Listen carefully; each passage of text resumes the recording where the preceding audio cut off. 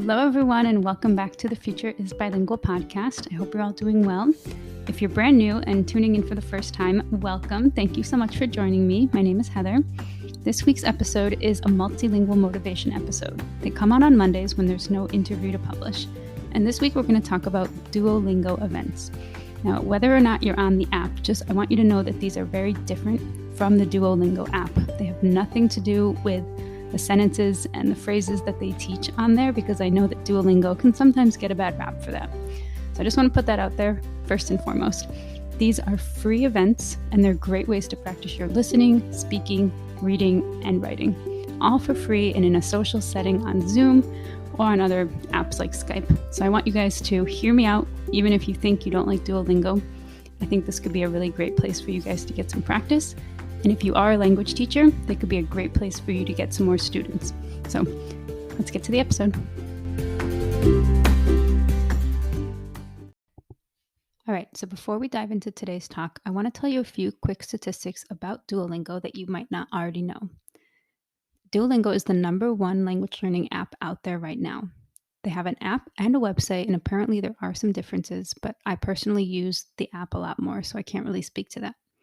There are 500 million total users, and 42 million of those are active each month. English is, unsurprisingly, the #1 language studied on there. Given its status as lingua franca, I'm not surprised. And this past year, 2020, Spanish overtook French to be the #2 language being studied. Now, I'm not going to go into a detailed analysis or review of this app, but if you want to know more, I highly suggest listening to my friend Erin's podcast, which is called Exhaling Words. And she recently published an episode called What Does the Owl Say? So anyone who's used the app or seen it knows that the little green owl is the symbol of the app that always comes and bothers you if you haven't done your daily lesson. All right, now let's get into the talk about Duolingo Events. I've tried a couple the past couple weeks. I found out about them and decided to sign up for Italian. I have not done that many, so I can only really speak to my experience so far, but I have done them in Italian mostly and Polish. And I thought I should share with you guys my experience so far and what I've learned and what I like about them. So first of all, events are organized by level, or at least they usually say what level they're for. So sometimes they say beginner, sometimes they say intermediate. I haven't really seen a lot of advanced, although I haven't looked at all the courses, so I can't really speak to all of them. I believe I did see one for maybe Greek that said advanced, but it's pretty rare. However, some courses say beginner to advanced or beginner intermediate and advanced, and that can be a little bit tricky. And I have signed up and done some of those, and I did one in Italian that was actually pretty intermediate, because it's hard to really have a course that's a good level for all those 3 levels. I think that would be really tricky to have it be appropriate for beginners and advanced. I also took a course that said that beginner, intermediate, and advanced for Polish, and he really did a good job of always translating what he said. So he would say things in Polish and then say them in English, and sometimes he started in English. However, as I would consider myself intermediate or advanced, it was kind of boring and slow because I knew what he was saying, and it was like, stop saying the same thing twice. So again, I think you can't really know until you try the course out, but just so that you have an idea, there are levels listed. Another thing is that hosts are doing this voluntarily. So they may be a native speaker, they may not be, they may be a teacher, and they may not be. So really, I think you should just try out the class if it sounds like a good fit for you and see if you like it. You can read the description as much as you can and see what you can get from that, but I think it really boils down to actually trying the class out and seeing if their style is a good fit for you. So that being said, the description will kind of give you an idea if this is going to be more like a class. Is there homework? Are there specific things that they're focused on, like reading, conversation, maybe talking about a specific topic? So the description really gives you an idea of what we're focused on. I've seen a lot for like reading the news. I've seen some talking about films. I've seen some that are just open conversation hours. So there's really lots of different ways and different vibes that the class can have. They're all good. It just depends what you're looking for. So definitely read the descriptions and don't be afraid to try it. And if you don't like it, that's fine. You just don't have to sign up for the next one. So like I mentioned earlier, classes are organized a bit by level, but I would say most, if not all, classes are going to have a really mixed bag of students that have varying levels. And that's just normal because students were not in a class together like from first grade on. We've all had different experiences. We've all been studying these languages different amounts of time. So I think we can use that to our advantage and have some people that are more advanced help the ones that are more novice and make it a nice learning experience for all of us. So don't be afraid of being, the newest student or the lowest student. That's fine because everybody's there to help everybody else. I've noticed really warm and welcoming vibes in all the classes I've taken so far. Another thing is that there's people that are regulars in these classes, but there's also new people every time. So don't be afraid of being the new person because you're usually not alone. Uh, Often I was not the only new person, and we did an introduction. Depending on how big the class is, you can do a quick introduction. Everybody says who they are, where they're from, and things like that. So don't be afraid to be the newbie because these classes do have a lot of rotation.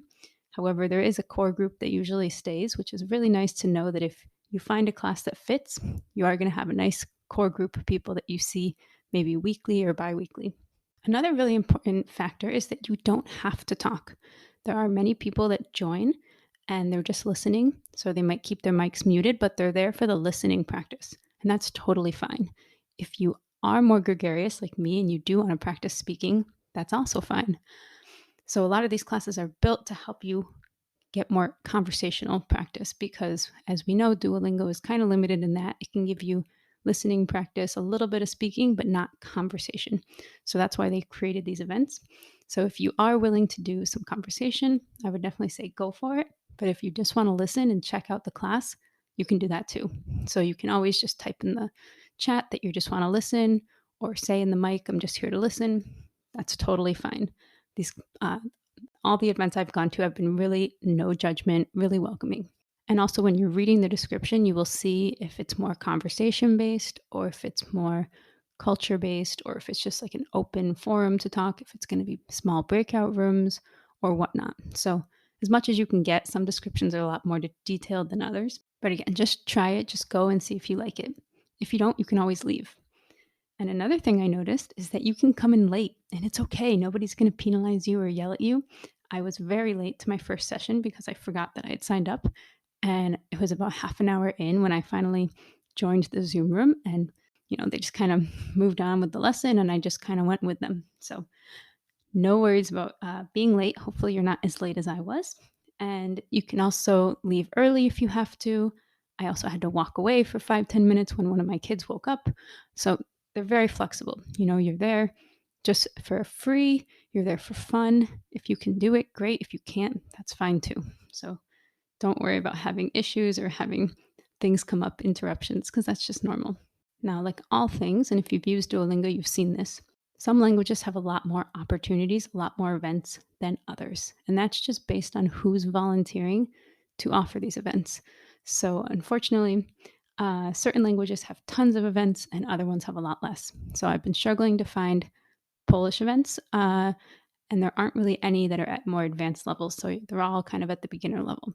So, that's just a fact. That's just who's offering to teach Polish right now, because again, this is a volunteer system. So, it is what it is. I'm using this a lot more for Italian, which is great for me right now because I need all the exposure that I can get. And having that interaction with an actual person is super important and it's very helpful for me. And I'm also learning a lot about culture and different things depending on the class. So I'm kind of trying out different classes right now, but so far, so good.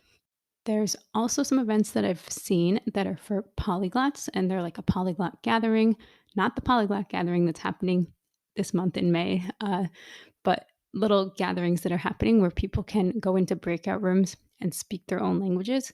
I did sign up for one, but then life got busy, things came up, and I wasn't able to join.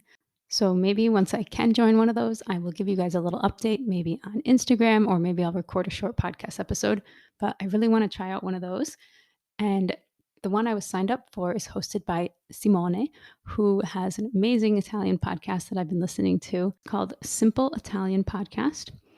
Il podcast in italiano comprensibile. So I highly suggest checking him out if you are learning Italian. I really like his format. I like the topics he talks about. So just a quick shout out to Simone. Grazie mille. He has been so nice and welcoming. I've tagged him in a few things on social media, and he has written me really nice messages back. So I definitely want to give him a shout out and some amore. Grazie. And last but not least, which is not super important, but it's kind of cool, if you attend one of these sessions, one of these events, you will get 250 XP. So if you've ever been in the little challenge leaderboard and you've seen these people with like 600 XP, 1000 XP, it's because these people are attending events, probably. It's not because they've done 200,000 little exercises on Duolingo this week. So that is why people are getting so many points. It's because you get this huge number of points by attending one of these live speaking events, which is great. So I really think these are super valuable. So before we end, I want to tell you guys how I've practiced speaking, listening, reading, and writing in these events. So far, just having a couple down, I'm really amazed at how much you can do. So speaking, obviously, these are conversational events. They are made to help learners have a chance to speak with people. So that's a given. Listening, of course, goes with speaking. So if you're getting a chance to speak, that means somebody else is, and you're getting a lot of listening practice. So that's really great. Now, reading, depending on the course, depending on the event, some people have slides and lessons and different things that you get a chance to read. Trying to remember, I did an Italian one last night, and I believe the subtitles of the video were also in Italian. Yes, I believe they were. So that was a really great, she had a great video about this specific region of Italy, and the subtitles were also in Italian. So that was great for reading, but also the ones that have been more kind of like a classroom with a presentation, that gives you a lot of reading practice as well. Some of them are specifically to practice reading, where you meet in a room and you're all reading the same text and people are taking turns practicing to read. So there's many different types of events out there, just depends who's offering them. And writing, I actually practiced this morning. I had my first Polish event, and at the end of it, he did a dictation for anyone who wanted to stick around. So a dictation is when somebody reads, usually the teacher in the class, reads a paragraph, and the students have to write down exactly what the teacher is saying. So that's la dictation in French, is a really common method. And it's actually really good. It's a good practice for writing. So we did a dictation, and there was only one word that I didn't know. And so I didn't spell it. I got one letter off, but I was pretty proud of myself for how well I did on the dictation. So I actually got some writing practice as well. With Italian, I've just been taking notes, maybe on something someone said, something that was written in the chat, something that was in the video. So you can also take notes yourself and get writing practice there. So these are all free events, and I just want to encourage you guys to go check them out. You can go to Duolingo Events. If you Google that, you'll find it. It is on the website and not on the app, so maybe that's why people haven't found them. But I'm really excited to try one of the polyglot events. I'm excited to sign up for more for Italian and get more speaking practice, get more comfortable with this new language. And I would love to see more for Polish. So if anyone out there is a Polish speaker, please offer some more events. You can also check out the languages you're learning or the languages you speak and see what's being offered. See if you could offer something yourself, if you have time for that, if you're willing to do that.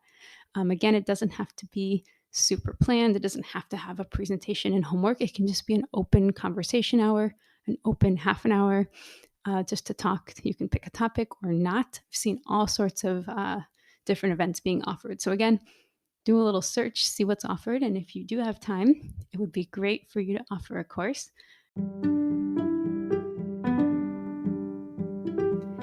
So that's all I'm going to say about Duolingo events today. But if you guys have any questions or just want to talk about them, feel free to reach out. You can send me a DM, a direct message on Instagram. I'm at thefutureisbilingual. You can also write me an email at tfibpodcast@gmail.com. You can also follow me on Duolingo. My username is hkozi, HKOZI, and I would love to see you guys there. And if we're studying a similar language, I would love to see you in one of the Duolingo events or maybe at one of the polyglot events. That would be really great.